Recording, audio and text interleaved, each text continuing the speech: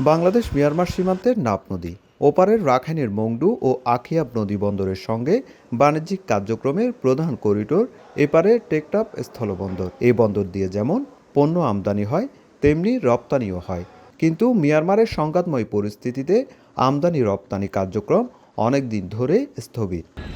জানুয়ারির প্রথম 2 সপ্তাহে মিয়ানমার থেকে কোনো পণ্যবাহী জাহাজ টেকনাফ বন্দরে নোঙর করেনি। গত 18 জানুয়ারি মিয়ানমারের ইয়াঙ্গুন থেকে 4টি জাহাজ পণ্য নিয়ে বাংলাদেশের জলসীমায় ঢোকার আগে নিয়ন্ত্রণে নেয় আরাকান আর্মি। বিজিবির চেষ্টায় সোমবার 3টি জাহাজ ছাড়িয়ে আনার পর টেকনাফ স্থলবন্দরের জেটিতে পৌঁছেছে।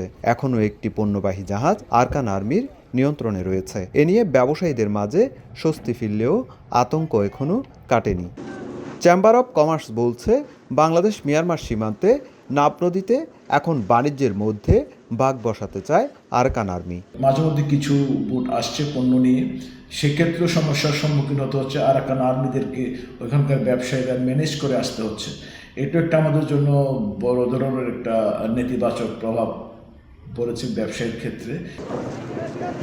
2023-24 অর্থ বছরে 23 জুলাই থেকে ডিসেম্বর পর্যন্ত টেকনাফ স্থলবন্দর থেকে সরকার রাজস্ব আদায় করে 257 কোটি টাকা।